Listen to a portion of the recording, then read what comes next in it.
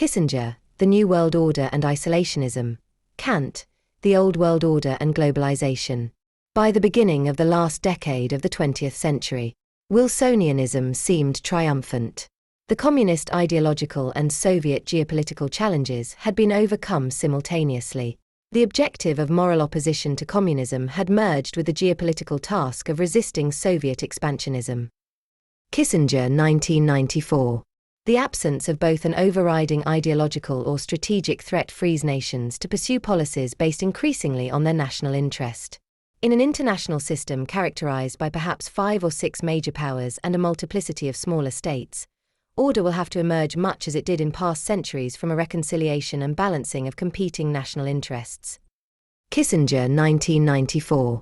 Both Bush and Clinton spoke of the New World Order as if it were just around the corner.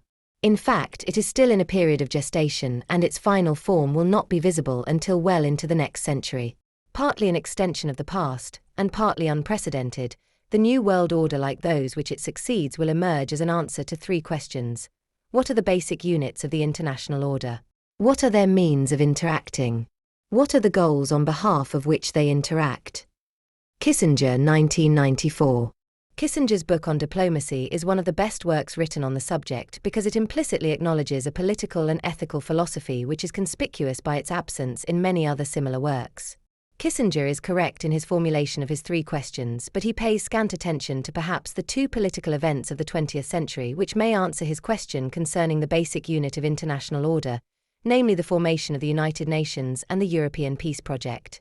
He points out how the US was a polyglot formation of many different European nationalities, and that the Soviet Union was an empire containing many Eastern nationalities. He does not emphasize this point, but these seem to the Kantian political philosopher to be precursors to both the United Nations and the European project in the sense of their manifesting a disbelief in the unit of the nation-state. Kissinger goes on to point out that no previous international order has contained major centers of power distributed around the entire globe.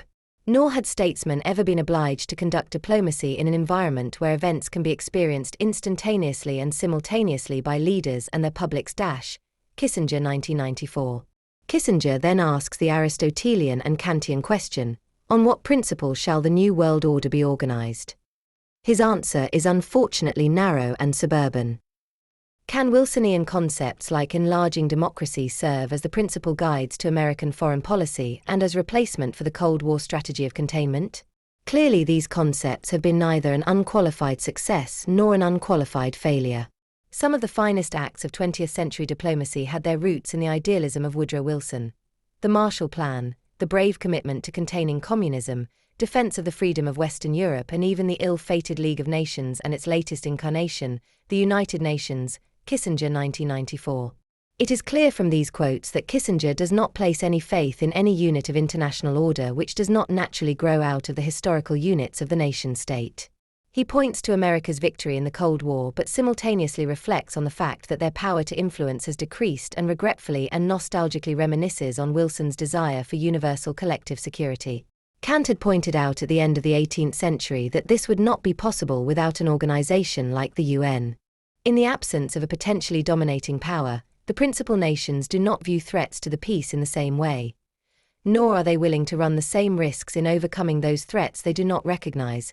Kissinger, 1994. Clearly, Kissinger sees the UN project to be flawed, partly perhaps because of its reluctance to globally engage its military for its values in the way in which the US has. America will, Kissinger predicts, be the greatest and most powerful nation well into the 21st century, and it will be a nation with peers and become a nation like others, but it is moving into uncharted waters and history cannot be its guidebook. Wilsonianism, he is convinced, is no longer relevant. Curbing the power of the central government has been the central concern of Western political theorists, whereas in most other societies, political theory has sought to buttress the authority of the state. Nowhere else has there been an insistence on expanding personal freedom. The society, and in a sense, the nation, preceded the state without having to be created by it. In such a setting, political parties represents variants of an underlying consensus. Today's minority is potentially tomorrow's majority. In most other parts of the world, the state has preceded the nation. It was and often remains the principal element in forming it. Political parties, where they exist, reflect fixed, usually communal identities. Minorities and majorities tend to be permanent.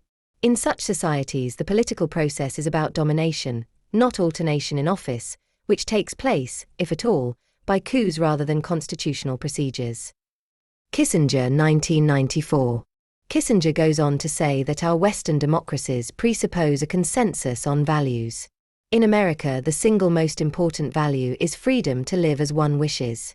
This is not the European Kantian idea of freedom, which recognizes necessary limitations imposed by the pluralistic lifestyles of modern communities and pursuing happiness collectively and ethically rather than as a collection of psychologically motivated individuals.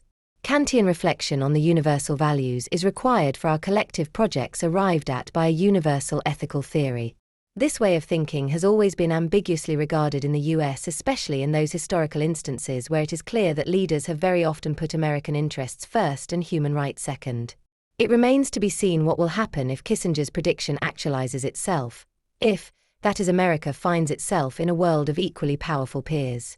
Russia's domination has been limited by two factors: the anti-communism which is prevalent throughout Russia, but also anti-imperialism which is present especially in the new non-Soviet republics. What is going on in this region of this world is very different to what is going on in the West. Russia never had an autonomous church, it missed the Reformation, the Enlightenment, the Age of Discovery, and modern market economics. Experiments in the introduction of market economics has usually resulted in failure and a wish for the good old days of communism, allowing the Communist Party on occasion to achieve 90% of the vote, 1995. The major problem for the New World post-Wilsonian order, according to Kissinger, is the integration of Russia into the international community. But he does not mention the difficulties that putting America first has caused in the world. He does not mention how this is related to the individual putting themselves first, or how this compromises the universal and collective project of ethical values which involves so much more than the often materialistic concerns of the individual. Previously, Wilsonianism, the bearer of the Kantian humanistic worldview that the ethics of the individual and the politics of the state were isomorphic, had sustained the hope of cosmopolitanism, but subsequent isolationism brought with it a disbelief in universal ethical aims. Kissinger notes the tendency for leaders of the US to come from the South and the West regions of America with the least emotional and personal contact with Europe. President Trump is of course from New York, but he carries on the postmodern attitude of political detachment from the concern of Europe for its security and development. He carries on along the path of individualism and the individual's uncertain psychological relation to his community. Peruse these words written in 1994. In the years ahead, all the traditional Atlantic relationships will change. Europe will not feel the previous need for American protection and will pursue its economic self-interest much more aggressively. America will not be willing to sacrifice as much for European security and will be tempted by isolationism in various guises. In due course, Germany will insist on the political influence to which its military and economic power entitle it and will not be so emotionally dependent on American military and French political support. Kissinger, 1994. The future of the European project, which incidentally Kissinger does not believe in, namely, the United Nations, which he also believes to be flawed, and the deeper processes of globalization in accordance with ethical universal values which lay masked behind Woodrow Wilson's largely academic view of politics, is uncertain in the wake of the rising tide of isolationism and populism which appears to have the power once again to submerge the accomplishments of the Enlightenment and ancient Greek political philosophers. But Kissinger believes that the 21st century will be marked by a seeming contradiction between fragmentation and globalization. On the level of the relations among states, the new order will be more like the European system of the 18th and 19th centuries than the rigid patterns of the Cold War.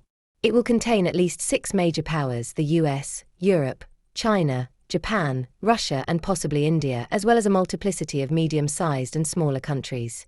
At the same time, international relations have become truly global for the first time. Communications are instantaneous. The world economy operates on all continents simultaneously. A whole set of issues has surfaced that can only be dealt with on a worldwide basis. Kissinger, 1994. Yet nowhere can we read in his work about the possibility that the academic political vision of Wilson, imitating poorly the Enlightenment ethical and political messages of Kant, might contain the recipe for the success of either the UN or European peace projects.